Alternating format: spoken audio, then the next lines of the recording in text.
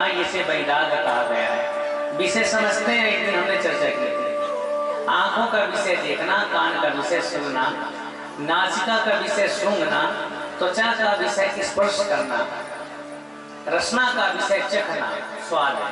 तो इनका अलग अलग विषय। जब इन विषयों से वैराग हो जाए तो उसी को वैराग कहा गया है। पर ज्ञानी की परिभाषा क्या है? समता कहिए ज्ञान, समान का भाव जिसकी दृष्टि में हो, जिसकी दृष्टि में सारी सृष्टि एक जैसे लगे। जैसे दो पैर वाले मनुष्य से अत्यधिक प्रेम है तो चार पैर वाले जानवरों में भी वही भाव हो। पशु हो, पक्षी हो, जड़ हो, चेतन हो, अच्छा हो, बुरा हो, पुरुष हो, उत्तम जाति का हो, निकृष्ट जाति का हो, सब में एक भाव रखे।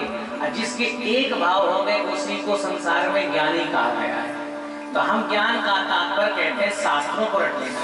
ज्ञान का तात्पर्य किसी एक विषय में पीएचडी कर लेना, या संसार को भली प्रकार से जान लेना, या ब्रह्मांड तक का ज्ञान रख लेना, या चंद्रमा तक पहुंच जाना, हम इसे ज्ञान कहते हैं। पर ज्ञान का पैरामीटर क्या है? ज्ञान कहते किसे हैं? जब समस्त जीवों में हमें एक जैसे भाव लगने लग जाए। जैसे शरीर का अंग ना, आपको कोई ऑफर करे कि बायां हाथ को काटे कि दायां तुम्हें बहुत प्यारा कौन सा है, तो बायां को भी काटोगे तो उतनी ही पीड़ा होगी, और दायां को भी काटोगे तो उतनी ही पीड़ा होगी। किसी ने कहा दो नेत्र हैं, एक नेत्र तुम्हारा समाप्त करना है, बताओ कौन सी प्यारी है? तो एक प्यारी है क्या? दोनों है। ऐसे सारे जगत के जीव जब हमें एक जैसे लग जाए, यही ज्ञानी के लक्षण हैं।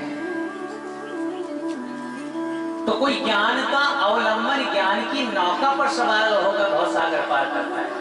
लेकिन आपको पता है सबसे ज्यादा भाग्यशाली कौन है? किसकी मझधार में नौका नहीं फंसती? जिसने भगवान के हरि चरणों की नौका का आश्रय ले लिया। इसलिए सद्भागी वही है, चतुर वही है। वयम तो हरिदासानां पादत्राणावलंबकः। हम हरि के दास हैं, और हरि के दासों का संसार में ना कर्म का आधार मानते हैं, ना ज्ञान का अवलंबन लेते हैं। हम तो केवल भगवान के चरणों का आश्रय लेते हैं। इसलिए हर हाल में आपको सुख ही रहना है, खुश रहना है, प्रसन्न रहना है, तो भगवान के चरणों का आश्रय लें। ये जो श्रीमद् भागवत कथा है, ये भगवान का विग्रह है, भगवान की मूर्ति है। कल हमने कथा श्रवण किया, रुक्मणी और कृष्ण का परम मिलन हुआ। कृष्ण है परम ब्रह्म परमात्मा, रुक्मणी है जीव। जीव और ब्रह्म का मिलन संभव नहीं है, लेकिन जब दोनों की मध्यस्थता कोई सद्गुरुदेव भगवान करते हैं तो दोनों का मिलन हो जाता है। इसलिए रुक्मणी मैया के पत्र को लेकर कौन गए हैं? एक ब्राह्मण देवता गुरुदेव भगवान गए। जीव के सद्विचारों को, जीव की इच्छाओं को, जीव की लालसा को जब गुरु के माध्यम से और भगवान तक पहुंचाया जाए तो भगवान उस विनती को अति शीघ्र श्रवण कर लेते हैं। तो भगवान और जीव की मध्यस्थ में कौन है? गुरुदेव भगवान। रुक्मणी का मिलन हुआ, भगवान का पाणी ग्रहण संस्कार हुआ। आगे चल के भगवान के जीवन में फिर विपत्ति आने लगी। ऐसा नहीं है कि लक्ष्मी आ जाए तो विपत्ति नहीं। रुक्मणी तो साक्षात लक्ष्मी का अवतार है, लेकिन उनके आने के बाद भी विपत्ति सदैव बनी रही है। विपत्ति सदैव बनी रही है। प्रथम पुत्र हुआ है भगवान श्री कृष्ण के, नाम है प्रद्युम्न महाराज। जब तक एक राक्षस हुए जिनका नाम था संबरासुर, उस संबरासुर ने उस भगवान श्री कृष्ण के पुत्र को उसी प्रसूति गृह से चुरा कर ले गया जहां पर जन्म हुआ। रुक्मणी ने एक झलक देखी भी नहीं थी कि पुत्र ही गायब हो गए, पुत्र को चुरा कर ले गए। किस भाव से? इस भाव से इस बालक के द्वारा मेरी मृत्यु होने वाली है, और इस बालक को मार दूंगा तो ना रहेगा बांस और ना बजेगी बांसुरी। ले गए महाराज, आकाश से समुद्र में फेंक दिया। संसार में ऐसा कौन जीव है जो मृत्यु को टालने का प्रयास नहीं करता? हर व्यक्ति मृत्यु को टालने का प्रयास करता है, पर मृत्यु टलती नहीं, यही टल सकता है। आयो कर्मं च वित्तं च विद्या निधनमेव च पंचैतान् विसृज्यन्ते गर्भस्थस्थैव देहिनां। जब हम आप सब हमारे 5 जो जीवन की लक्ष्य है उनको लिखते रहते हैं। ये 5 चीजें हमारे गर्भ में आते ही ब्रह्मा जी लिख देते हैं। आयु, आपकी आयु कितनी होगी, कितनी अवस्था होगी। कर्म, जन्म लेकर कैसे कर्म करेंगे। वित्तम, धन कितना होगा। विद्या, और विद्यावान ज्ञानी कितने होंगे। निधन में बचा, और मृत्यु कैसे। तो 5 को जब गर्भ में रख दिया, अब इन्हीं को संवारने का काम किया जा सकता है, बचाने का नहीं किया जा सकता। मृत्यु को बचाया नहीं जा सकता, संवारा जा सकता है। धन को बचाया नहीं जा सकता, सदुपयोग किया जाता है। आयु को एक निश्चित समय पर रोका नहीं जा सकता, उस आयु को सही दिशा में लगाया जा सकता है। कर्म को रोक नहीं सकते। सोचे आप कोई कर्म ना करो तो सो रहे हो, सो जाओ, कोई कर्म ना करो तो सोना भी तो एक कर्म है। तो सोते सोते कर्म हो रहा है। स्वप्न देख रहे हो, यह भी कर्म हो गया।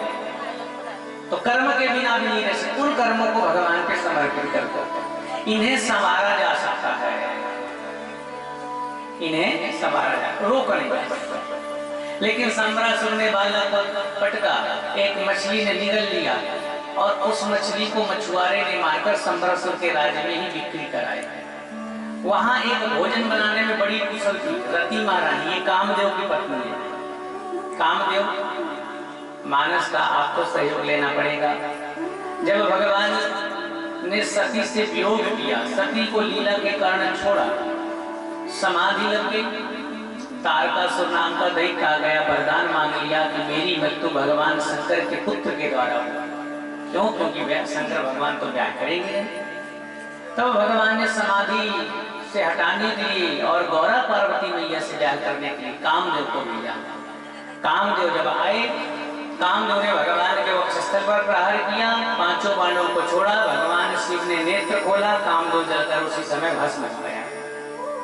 रति महारानी उनकी पत्नी थी, बिना पति के रति कोई काम नहीं। कामना होगी तभी रति की कीमत होगी। तो रति ने कहा मैं बिना काम के कैसे जीवित रह पाऊंगी। तो भगवान शिव ने नेत्र खोला।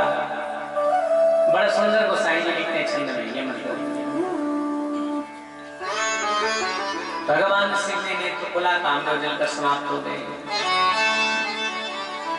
शिव आशुतोष कृपाल प्रभु लाली रखी बोले सही। शिव आशुतोष कृपाल प्रभु लाली रखी बोले सही। जोगी अंत के भाई पति गति सोना तेरा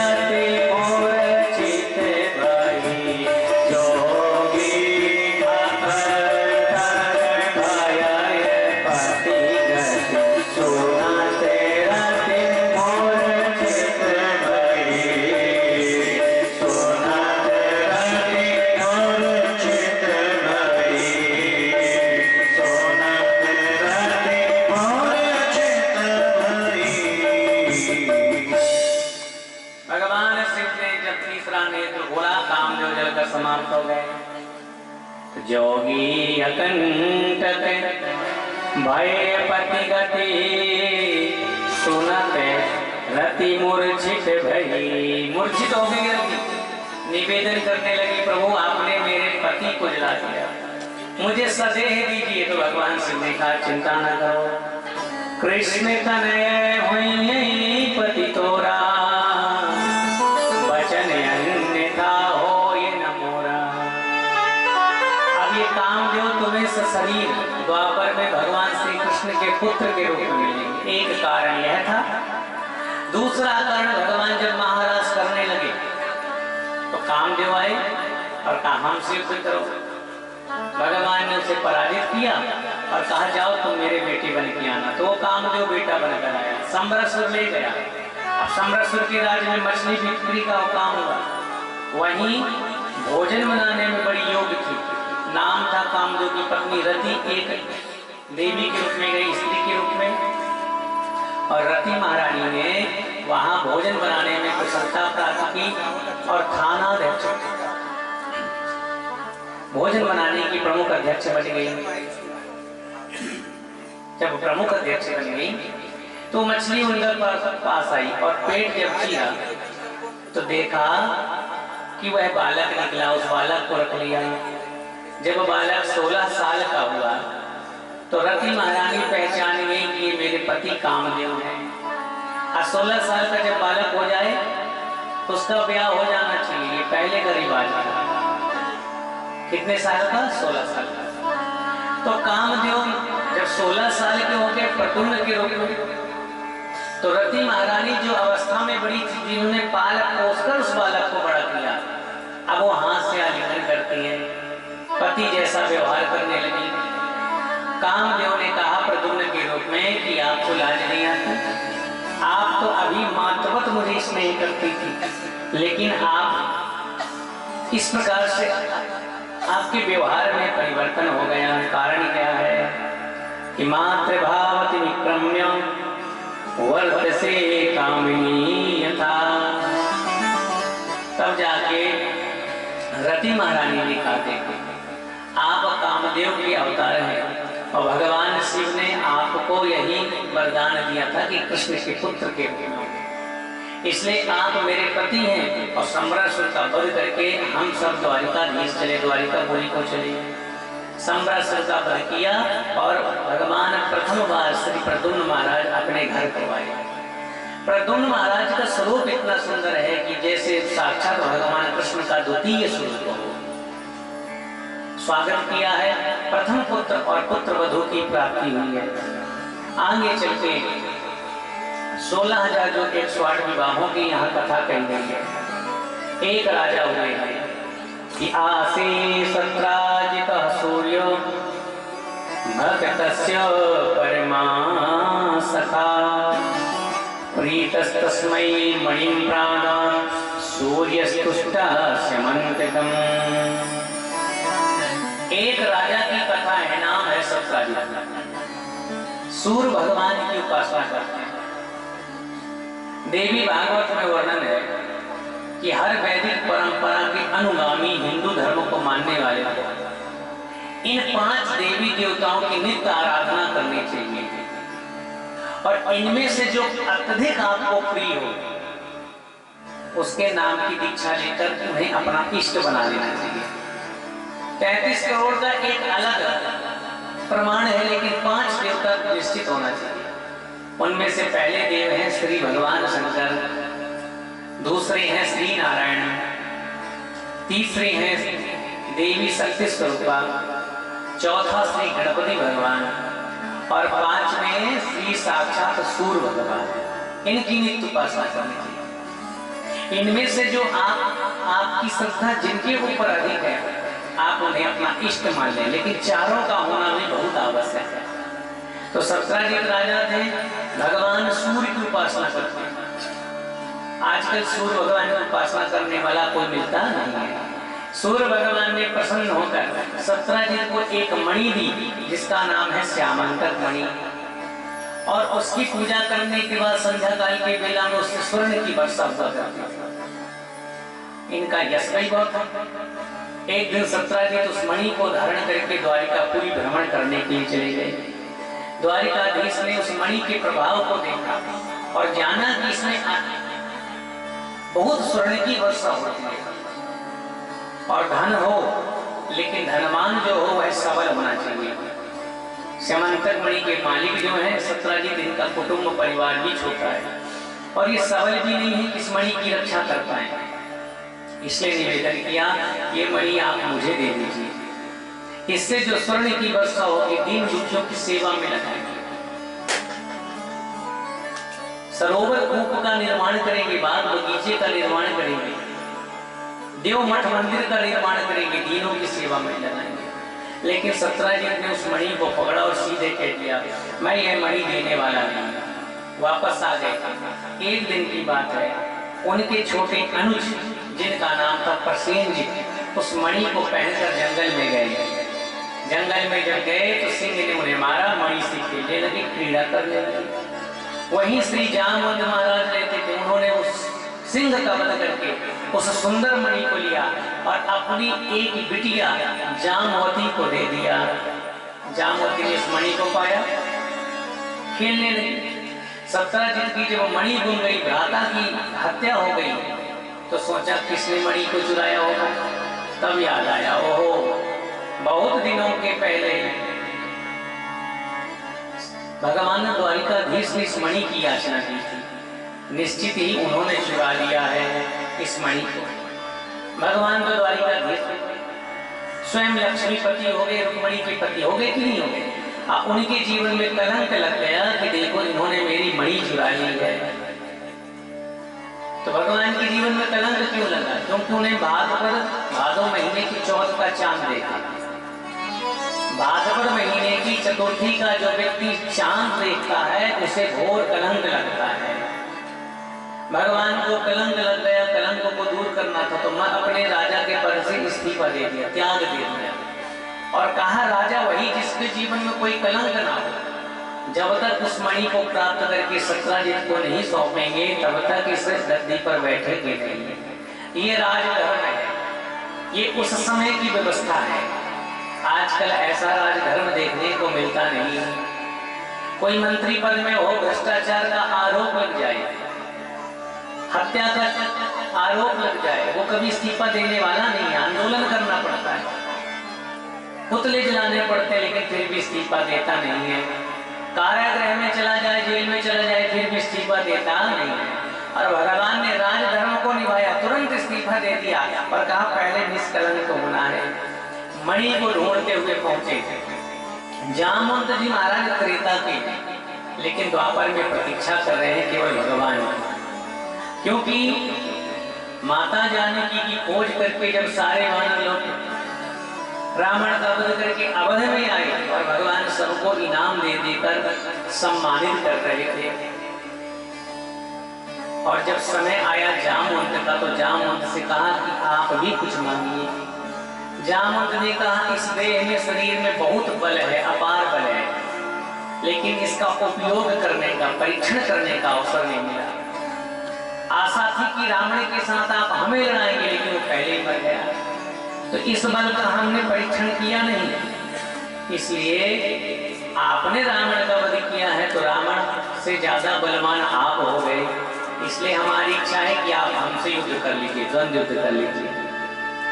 भगवान ने कहा सेवक और स्वामी में कभी युद्ध होता है क्या? यह भी एक धर्म है। आजकल तो स्वामी सेवक से जब लड़ पड़ी महाराज, एक दिन भी पेमेंट लेट हुई तो सेवक चढ़ाई कर देता है। बात तू पर आ जाती है, तू मैं पर आ जाती है, झगड़े होने लगते हैं, लेकिन ये धर्म है। भगवान ने कहा उचित नहीं कि सेवक और स्वामी झगड़ा करेंगे, लेकिन इच्छा भी पूर्ण होनी चाहिए। आपने मांगा है मोरे कछु अदे नहीं तोरे, ऐसा कुछ है नहीं जो मैं किसी को दे ना पाऊं, सब कुछ है तो तुम्हें मिलेगा, लेकिन प्रतीक्षा करो द्वापर की। द्वापर में वही जामवंत हैं और भगवान से केवल लड़ाई लड़ने के लिए प्रतीक्षा कर रहे हैं। तो संसार में ऐसे बहुत लोग हैं जो लड़ने के लिए तके रहते कि कब लड़ने को मिले, तो जामवंत भी उनमें से एक है। और एक युगों से भगवान की प्रतीक्षा कर रहे हैं कि द्वंद्व युद्ध होगा, भगवान पहुंच गए। जामवती उस मणि के साथ क्रीड़ा कर रही थी, भगवान के स्वरूप को देखा, भालू की बेटी थी, आज तक किसी पुरुष को नहीं देखा, डर के मारे भागी, चीखी, मणि को फेंककर भगवान मणि लेने लगे तो जामवंत उन पे आक्रमण कर दिया, युद्ध होने लगा। ऐसा युद्ध हुआ कि एक दो नहीं बल्कि 27 दिन तक युद्ध चला। सारी नसें ढीली हो गई, तब जाके जामवंत पहचान गए यह मेरे प्रभु हैं, चरणों में मस्तक टेका और कहा प्रभु आपने मेरी इच्छा पूर्ण की। भगवान ने कहा तुम्हारी इच्छा पूर्ण हुई, अब हमारी कर दो, ये मणि हमें दे दो। इसके कारण हमारे जीवन में कलंक लगा है, लोग हमें चोर कहते हैं। तो जामवंत ने कहा प्रभु आप माखन चोर हैं, चीर चोर हैं, चित चोर है, नाम आपका पहले से खराब है। अब बाल्यावस्था में कोई नाम खराब हो जाए तो वृद्धावस्था में भी सुधरने वाला नहीं सुधरेगा। इसलिए नाम को संवारने में हमें खूब प्रयास करना चाहिए। नाम नहीं बिगड़ा, नाम बिगड़ा तो काम बिगड़ा, फिर जीवन में सुधरने वाला नहीं है। भगवान ने कहा हमें मणि दे दो। जामवंत ने कहा मणि तो मैंने अपनी बिटिया को दे दिया, मणि चाहना है तो मणि के साथ साथ मेरी बिटिया भी ले लो। मणि मिलेगी, लेकिन कैसे मिलेगी? दहेज में। ये भी एक धर्म है। बेटी को कुछ दे दे माता पिता हाथ चढ़ा के तो दोबारा मांगने में बड़ा अपराध लगता है। अब वो बेटी का हो गया, अब बेटी का हो गया। पहले तो माता पिता बेटी के घर में पानी भी नहीं पीते थे, उनकी छांव को पैर से कुचलते भी नहीं थे, गाँव नहीं जाते थे, इतनी मर्यादा थी। अब तो बढ़िया है, सब जाते हैं, सब कुछ बदल रहा है जल्दी जल्दी। अब बेटे इतने बहादुर हो गए कि ज्यादा करके माओ को बिटिया की यहाँ समय काटना पड़ता है। लेकिन यह भी धर्म नहीं है। धर्म यह है कि बेटी को जो कुछ दे दिया उसका उपभोग आप करेंगे तो आपको पाप लगेगा। जामवंत ने कहा मैंने यह दे दिया, लेकिन अब मैं इस मणि को लूंगा, इसलिए मणि ले लो आप, लेकिन दहेज में ले लो। तो भगवान ने कहा ठीक है, अपनी बिटिया से ब्याह कर दो। बिटिया को लाई सजा बजा कर। भालू की बिटिया कितनी सुंदर होगी, सारे शरीर में रोम ही रोम में मारा, और मुंह भी ऐसा लंबा सा है। लेकिन भगवान तो कहते हैं पत्रम पुष्पम फलम, तो भैया कुछ भी दे दो, भाव का मौका स्वीकार कर लिया। ले जाने लगे द्वारिका तो भगवान को लज्जा लगी, वहां तो बड़े सुंदर लोग हैं और ऐसे भालू की बिटिया को लेके जाएंगे तो लज्जा होना पड़ेगा। तो भगवान ने कहीं से साड़ी की व्यवस्था की, सर ढक दिया। कहा देखो अपना मुख भूल कर भी द्वारिका वालों को मत दिखाना। लेकिन बहू आए तो मुंह दिखाई तो होती है, मुंह दिखाई होने लगी। भगवान ने मना किया तो बार बार रुक्मिणी निवेदन करती हमें तो अपना मुख के दर्शन कराओ, हमें तो कराओ, लेकिन वह मुख अपना दिखाई नहीं है। अब लक्ष्मी त्रिभुवन सुंदरी है जो जगत में, वो यदि निवेदन करें और कोई दिखाए ना तो क्रोध भी आया। भगवान हास परिहास करते हुए कहते देखो उसके मुख को मत देखो, ऐसी सुंदरवती है कि आज तक ऐसी जोड़ी बनी नहीं है। यदि आप देखेंगे तो आपको लगेगा यह तो आपसे भी ज्यादा सुंदर है। तो क्या करना चाहिए? उन्होंने कहा एक काम करें, ना देखो। उन्होंने कहा नहीं देखना क्यों है? बार बार निवेदन करती जामवती ने खूब कस के अपना पल्लू पकड़ लिया। तब रुक्मिणी ने थोड़ा सा क्रोध किया और श्राप दे दिया। अपनी सुंदरता का आपको इतना अभिमान है, जाओ श्राप देती हैं कि आप कितनी भी सुंदर क्यों ना हो, वो सुंदरता तुरंत समाप्त हो जाए और हमारे जैसे साधारण रूपवती हो जाओ आप भी। जब श्राप दे दिया, कह दिया हमारे जैसे रूपवती हो जाओ, तो जो ज्येष्ठ होंगे श्रेष्ठ होंगे महान होंगे वो अपने जैसे बनाते हैं। तो रुक्मिणी ने कहा जाओ हमारे जैसे तुम भी हो जाओ। अब खोला तो अपने जैसे, इतनी सुंदर अपने जैसे देखा तो उन्होंने कहा यह तो कितनी सुंदर है। श्राप देने के बाद इतनी सुंदर है तो श्राप देने के पहले कितनी सुंदर ही होंगी। तो भगवान ने कहा यह तो केवल हम जानते हैं। अब दूसरा ब्याह हो गया, तीसरा विवाह सत्यभामा के साथ, चौथा विवाह जमुना जी महारानी के साथ हुआ, पांचवा विवाह मित्रवृंदा, षष्ठवां नग्न जी थी जिनका एक नाम है सत्या, सातवां विवाह भद्र और आठवां लक्ष्मण के साथ हुआ। भगवान के 8 विवाह। आगे चल के भौमासुर का वध करके 16,100 युवतियों को मुक्त किया और भगवान ने उनके साथ क्या किया। तो भगवान का 16,108 विवाह हो गए। अब भगवान के यहाँ हर रानी महारानी के गर्भ से 10-10 बेटों ने और एक बिटिया ने जन्म लिया। तो भगवान का भरा पूरा परिवार हो गया। अभी हम पढ़ रहे थे, वर्णन आया कि 3,88,01,00 शिक्षक भगवान के पुत्रों को पढ़ाने के लिए रखे गए। कितने शिक्षक? 3,88,01,00 शिक्षक। तो कितने बेटे बेटियां हुए होंगे? कहीं कहीं संत जन के मुख से तो श्रवण करने को मिलता है कि लगभग 99 करोड़। कुछ भी हो, लेकिन हर बेटे के यहाँ 10 बेटे और एक बेटिया, फिर उन 10 हर बेटों के 10 बेटे और एक बेटिया, ऐसे करके भरा पूरा परिवार हुआ। अच्छा ब्याह के लिए नाती हो गए, पोते हो गए, लेकिन भगवान की अवस्था भी कितनी है? 16 साल के बने हुए हैं। आंकड़े में से जितना चले जाए, लेकिन रूप और सुकोमल भगवान वैसे ही हैं। इतना सुंदर श्रृंगार है। एक कवि गाते हैं, आइए थोड़ा सा ये समय विश्राम का होता है, इसलिए थोड़ा सा आलस भी आता है, भजन गाता है। वो तेरा किसने किया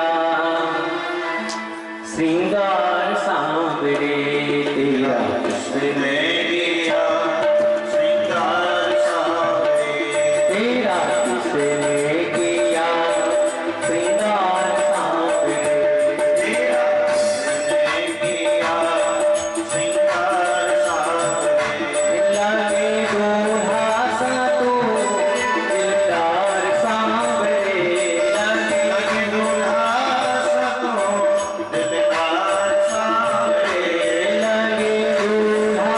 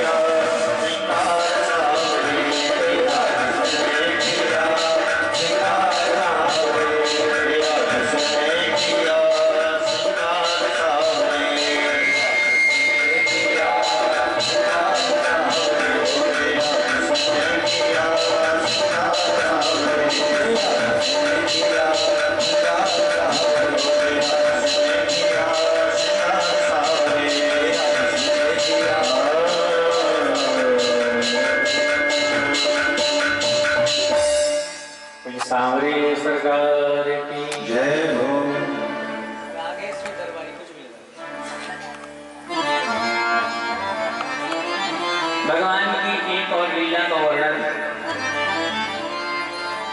श्री मैत्रेय मुनि विदुर से करते हैं। एक बार की बात है,